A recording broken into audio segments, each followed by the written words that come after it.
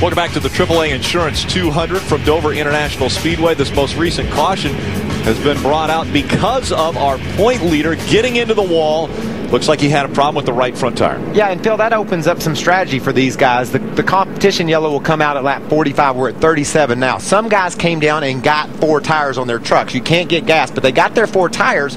Now, Kyle Busch is thinking, darn, if his tire blew out that quickly, I don't want to put any extra laps on my tires that I don't have to. I'm going to wait till 45 and do all of my service. So the guys that just pitted and got 4 tires, which was roughly half the field, maybe more, they're going to just come get gas on that 45 competition caution, and they'll be in the front. They'll gain some track position. There's one guy down there very interested in looking at that tire. This gentleman right here, that is John Darby, Sprint Cup Series Director, trying to figure out what happened to that tire on that 33 truck.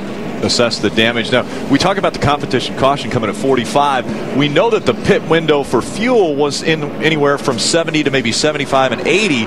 Would they come in and just change tires and not worry about fuel as frequently as the cautions have been coming already? That could be something. No, I think with that many laps, they'd have to get some gas. I think so. That's a half of a full run. That's right. You don't want to get yourself in a bind. I think it's really interesting now to see exactly what's going to transpire going forward with these tires. I mean, we saw the nationwide race just get completed. They run similar lap times as these trucks do, and we saw a green flag run of tires that would go some 60, 65 laps. That should only improve with every lap that these trucks put on the racetrack. So I think it's a freaky deal that Ron blew a tire, but it certainly puts a lot of questions in your head if you're some of these crew chiefs on pit road. Take a look at the hole. Well, he said he locked up the right front, so obviously that wore that hole in the tire that we saw there. It's Kyle Busch up front. Brian Scott is right behind him as they come out of turn number 4. Green flag back in the air. Look at Brian Scott maybe taking a look to the inside of Kyle Busch. But he was in the action of passing before the. Isn't that how you say it? Yeah, I think he might want to. He better rethink just that. Pull settle behind in. him. Yeah. You can't start your pass before the start-finish line, and he started it. You can't on the inside. Now you can drive around the outside of him if there's room, but he started that pass prior to the start-finish line, so it's a good thing he couldn't pull it off. Yeah, and he's fine now because he got back behind him. He would have had to have given that spot back. Good battle right here. That's Brian Eichler, the Samsung Instinct Toyota teammate to Kyle Busch, moving by Colin Brown. What about this Top Bodine with him? What about this Brian Eichler kid? Up to the 4th spot.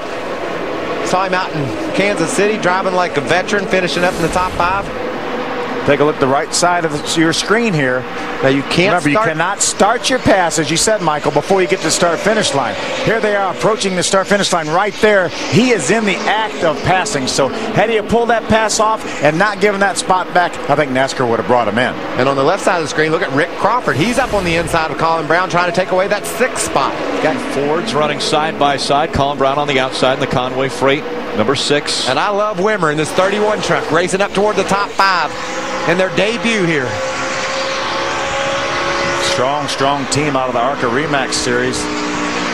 Scott Wimmer, excellent race car driver. Won in the Nationwide Series last year at Nashville. Was just running in the top 10 of the Nationwide. Had a great run going and cut a tire down. And still ended up finishing 18th, but had a good run going, probably a top 10 run. You can see he's battling on the inside of the racetrack. You really have to be careful down there when you got a truck up on the outside of you, as we saw with J.R. Fitzpatrick on the 1st or 2nd lap of the race. That thing will get away from you in a hurry. How are they doing down there in the garage, Ray, with the 33? Well, a lot of work to go, Rick, no doubt about it. But when you look at the tire here that came off of Hornaday's truck, normally we would see cording on this outside edge right here, and you see absolutely none of that. Actually, the wear pattern looked really good on this tire.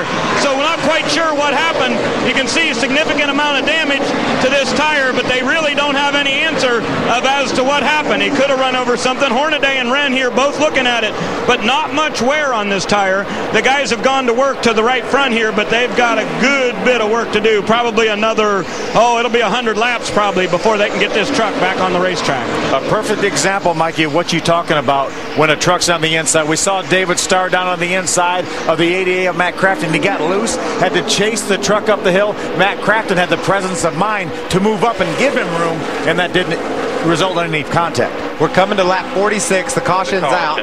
Competition caution here. This is that competition caution we talked about at the beginning of the race. They had scheduled it for lap 35. We had 3 cautions prior to that, so they've moved it back to lap 45. I sure did like looking at that tire. That tire didn't wear out. So we know we feel good about our tires right now, I think. You've had every pit crew, every crew chief has had one of their guys go look at that right front tire off of Mike Skinner. So they feel good about what they saw there. You know, we talked about TJ Bell having such a rough year. He's getting a break now, though. Getting the Aaron's lucky dog. So he will get a lap back. He was down 2 laps.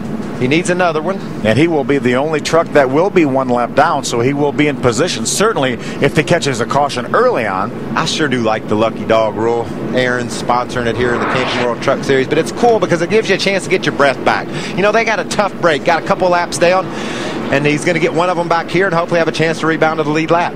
So this is our competition caution. Again, some of the drivers came onto pit road earlier and just did tires. Now they have the opportunity. They can come in and just do fuel if they want because of the wear that we saw on Ron Hornaday's right front. Adam Alexander. And some drivers, Rick, have not pitted at all. Rick Crawford would fit into that category. He was running very competitive lap times, according to his crew chief, Kevin Cowboy Starlin. He's gone from 18th to 6th. That's where he is under caution. You can see them putting right side tires on. They will do the 4-tire sweep, and he will come back down for fuel. Raymond? This will be a double dip for Kyle Busch. He'll come in for tires on the first adjustment, then they'll come back for fuel here on lap 47. Kyle just said he had a bit of a vibration in his right rear on the last 2 laps. 4 tires on this Mikazuki Toyota. Kyle will be back to the racetrack, losing a couple of spots. And so the first race off of pit road, looks like it was Taylor Malsum that won that one off of pit road. We'll be back for the second race off pit road in just a moment.